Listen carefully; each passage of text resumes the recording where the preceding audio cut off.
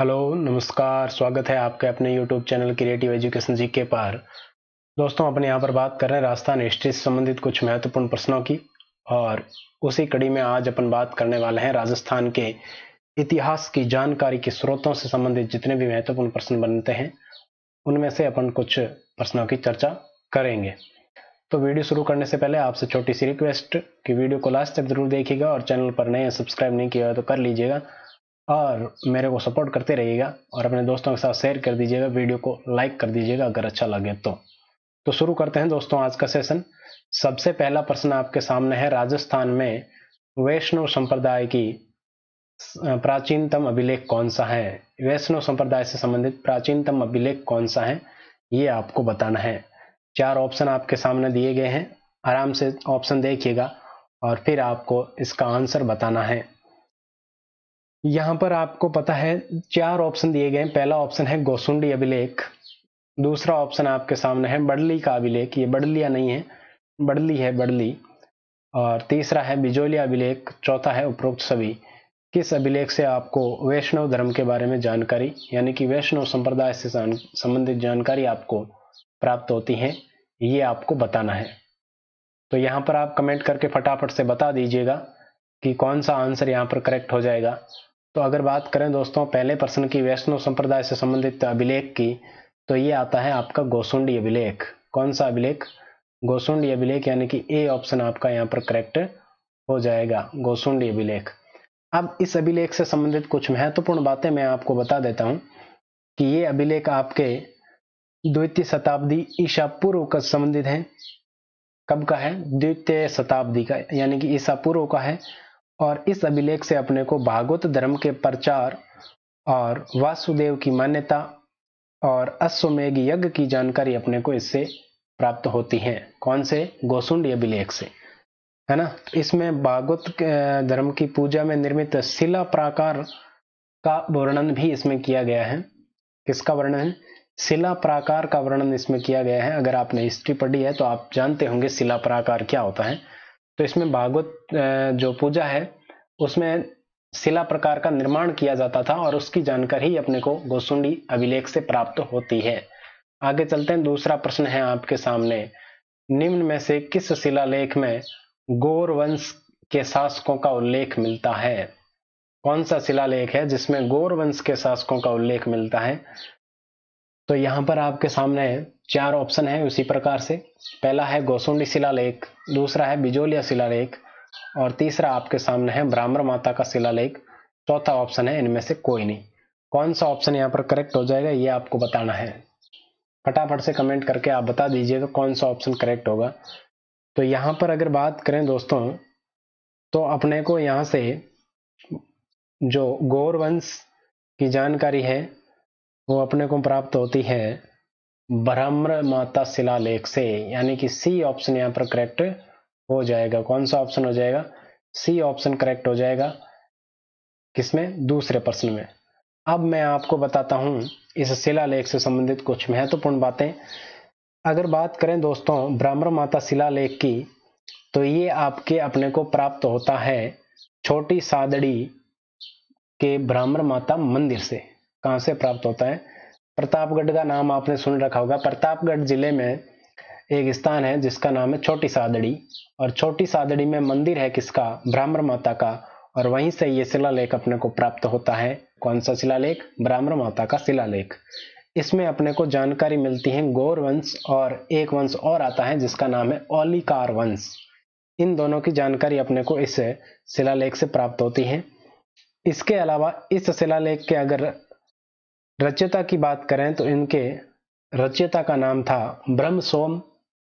किस शिलालेख? ब्राह्मण माता के शिलालेख के रचयिता का नाम है ब्रह्मसोम, और इसके उत्कीर्णकर्ता का नाम है पूर्वा। उत्कीर्ण, जिसने उत्कीर्ण किया इसको, उसका नाम था पूर्वा।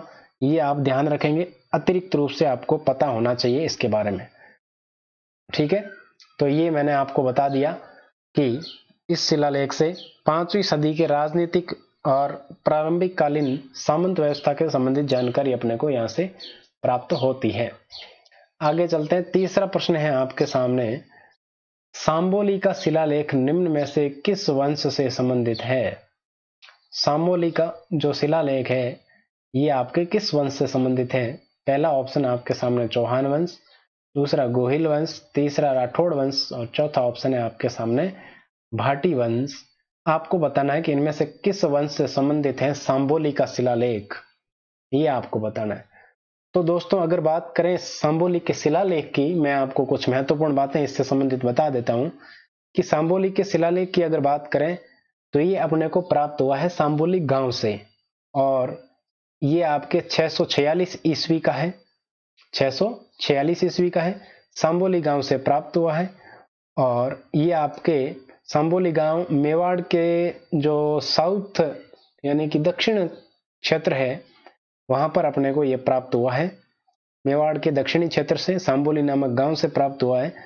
और इसकी अगर बात करें तो ये शिलालेख आपके शीलादित्य के समय का है। किसके समय का है? शीलादित्य। और शीलादित्य कौन था? एक गोहिल शासक था। तो अपने को पता चलता है यहां से कि सांबोली शिलालेख है वो आपके गोहिल वंश से संबंधित है। बी ऑप्शन यहां पर करेक्ट हो जाएगा।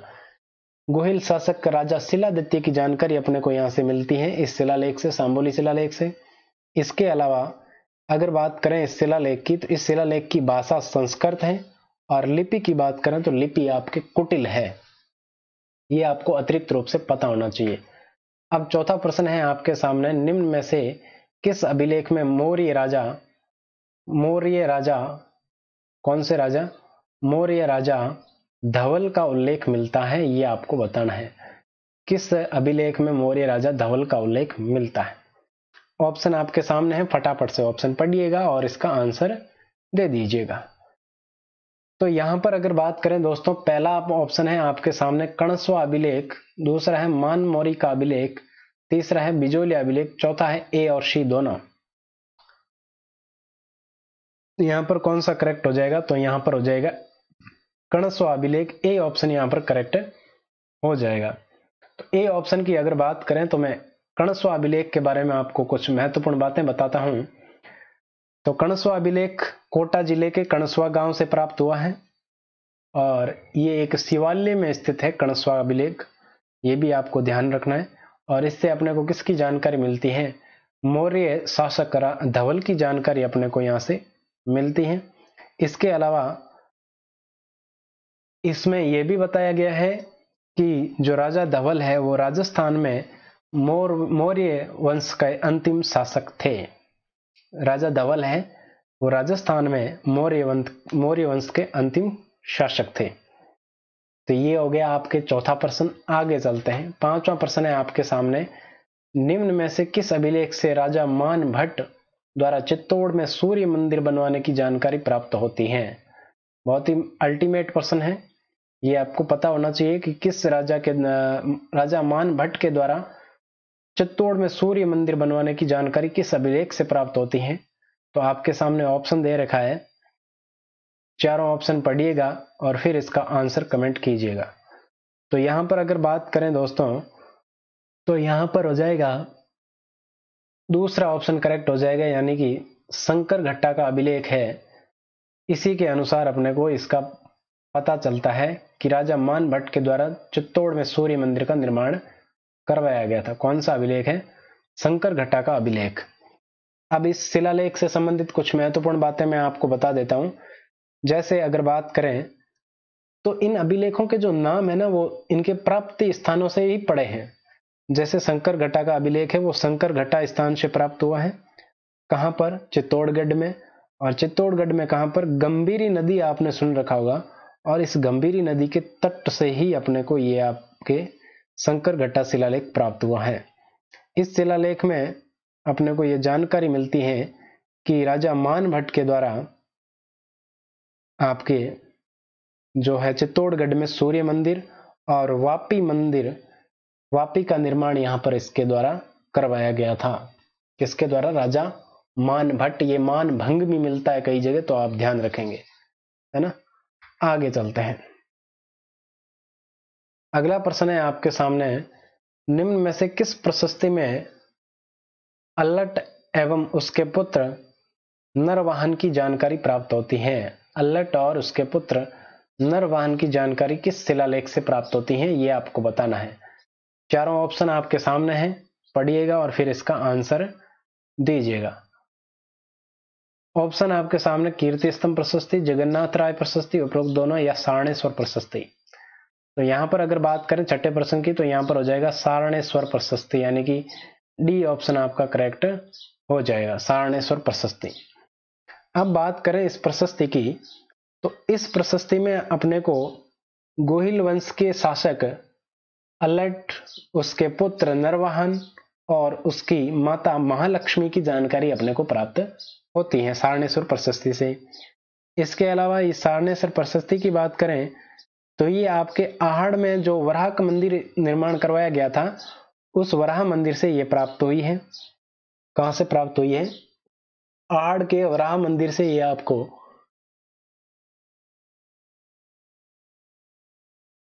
प्रशस्ति प्राप्त हुई है, सारणेश्वर प्रशस्ति।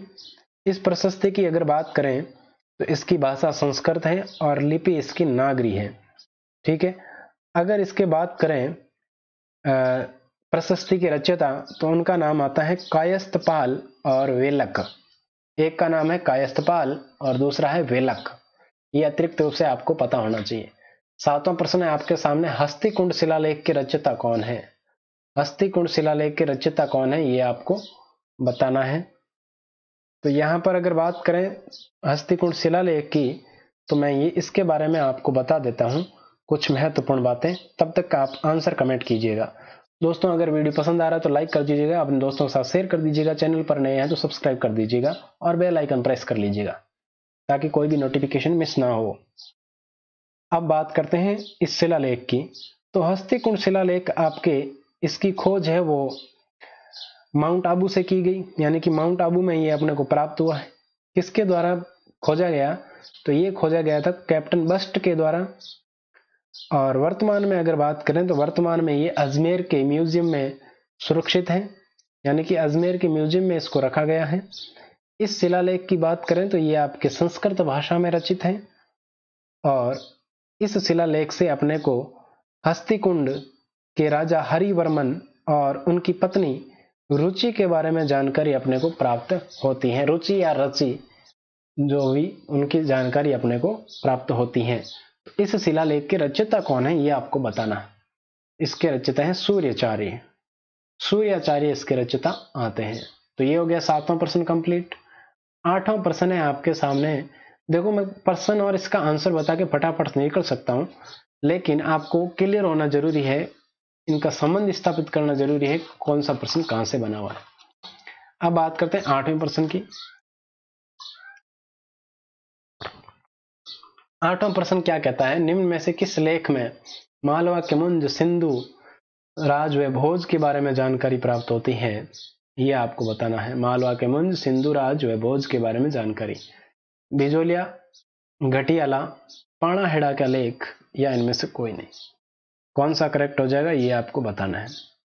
तो यहां पर हो जाएगा दोस्तों पाणाहेड़ा का लेख। पाणाहेड़ा के लेख से अपने को ये जानकारी प्राप्त होती है। सी ऑप्शन यहां पर करेक्ट हो जाएगा, पाणाहेड़ा का लेख। तो यहां पर अगर बात करें पाणाहेड़ा के अभिलेख की, तो ये आपके 1059 ईस्वी का है और ये बांसवाड़ा जिले के पाणाहेड़ा गांव से प्राप्त हुआ है। और इस शिलालेख में मालवा और वागड़ के परमारों के वंशावली की जानकारी भी अपने को प्राप्त होती है और इसी अभिलेख से अपने को मालवा के मुंज, सिंधुराज और भोज की जानकारी प्राप्त होती है। आगे है 9वां प्रश्न, इंगनोडा शिलालेख का लेखक कौन है? आपके सामने ऑप्शन है कायस्थ कल्याण, दूसरा है साजन, तीसरा है अत्रि भट्ट, चौथा है महेश भट्ट, रणछोड़ भट्ट। तो इसका आंसर क्या होगा ये आपको बताना है। इंगनोडा शिलालेख का लेखक कौन है? तब तक मैं आपको बता देता हूं इंगनोडा शिलालेख क्या है। तो ये आपके 1133 ईस्वी का शिलालेख है और ये आपके इस शिलालेख के जो लेखक है वो तो आपको बताना ही है। और इस शिलालेख में अगर बात करें जानकारी किसकी प्राप्त होती है, तो इसमें एक महत्वपूर्ण जानकारी प्राप्त होती है। वो क्या है कि जो महादेव मंदिर के लिए आगाशिया गांव भेंट किया गया था, उसकी जानकारी अपने को यहां से प्राप्त होती है। आगास्य गांव भेंट करने की जानकारी अपने को किससे प्राप्त होती है? तो इंगनोड़ा शिलालेख से प्राप्त होती है और ये आपके एक प्रतिहारकालीन शिलालेख हैं।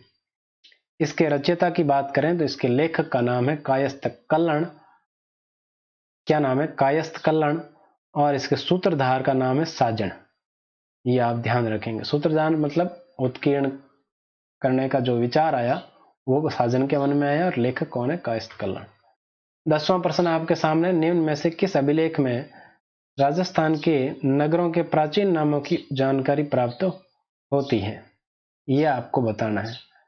तो यहां पर अगर बात करें कौन सा ऑप्शन करेक्ट होगा? गोसुंडी, बिजोलिया, चिड़ावा या चिरवा? तो यहां पर आपके करेक्ट हो जाएगा बिजोलिया अभिलेख। बी ऑप्शन करेक्ट हो जाएगा। बिजोलिया अभिलेख से राजस्थान के प्राचीन नगरों के नामों की जानकारी प्राप्त होती है और ये बिजोलिया गांव से प्राप्त हुआ है। बिजोलिया गांव कहाँ है? भीलवाड़ा में। 1170 ईस्वी का शिलालेख है। पार्श्वनाथ के मंदिर से अपने को प्राप्त हुआ है और ये एक मूलतः दिगंबर लेख है, एकमात्र दिगंबर लेख है, आप ध्यान रखेंगे। और इस अभिलेख के संस्थापक का नाम अगर पूछा जाए आपसे तो आपको बताना लोलाक और इसके रचयिता का नाम था गुणभद्र और इसके लेखक थे कायस्थ केशव। इसके लेखक कौन थे? कायस्थ केशव, बिजोलिया शिलालेख के। तो ये आपको मैंने बता दिया। आगे चलते हैं, बात करते हैं 11वें प्रश्न की। किस शिलालेख में चौहानों को वत्स गोत्र के ब्राह्मण बताया गया है? चौहानों को वत्स गोत्र के ब्राह्मण किस में बताया गया है? पहला है बिजोलिया, दूसरा है गोसुंडी, तीसरा है चिरवा। कौन सा करेक्ट हो जाएगा?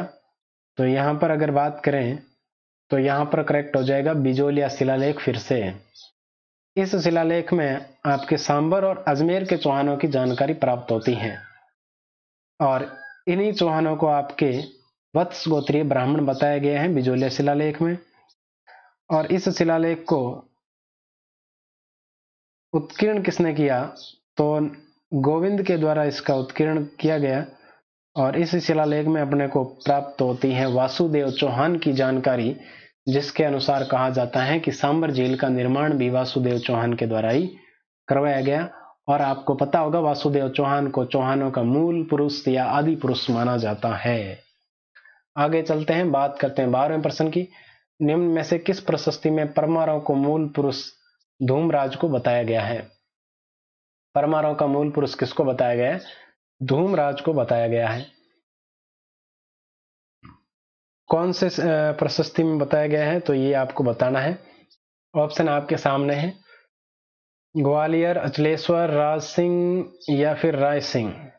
तो यहां पर अगर बात करें तो यहां पर करेक्ट हो जाएगा अचलेश्वर प्रशस्ति। अचलेश्वर प्रशस्ति में आपके परमारों को मूल पुरुष है वो धूमराज को बताया गया है। और इस प्रशस्ति की अगर बात करें तो इस प्रशस्ति के अनुसार परमारों को अग्निकुंड से उत्पन्न माना गया है और इसी प्रशस्ति में आदि पुरुष किसको बताया गया है या मूल पुरुष की बात करें तो वो धूमराज को बताया गया है। 13वां प्रश्न है आपके सामने, निम्न में से किस शिलालेख में प्रशस्ति के रचयिता शिलालेख वह क्या है? प्रश्न कैसे ऐसे? अच्छा, किस शिलालेख में प्रशस्ति के रचयिता उत्कीर्णकर्ता के नाम और उनके गुरुओं एवं पिता का नाम अंकित है?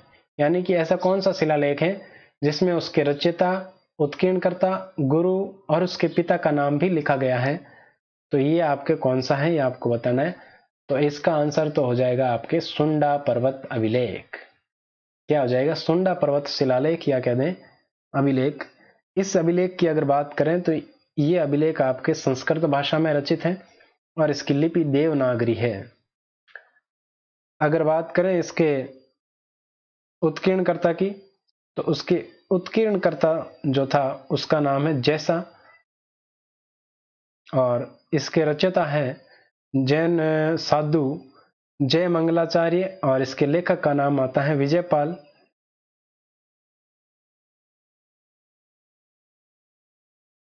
और इस प्रशस्ति में यानी कि सुंडा पर्वत शिलालेख में अपने को चाचक देव चौहान की जानकारी भी प्राप्त होती है। बहुत ही महत्वपूर्ण है चाचक देव चौहान, पूछा गया कई बार।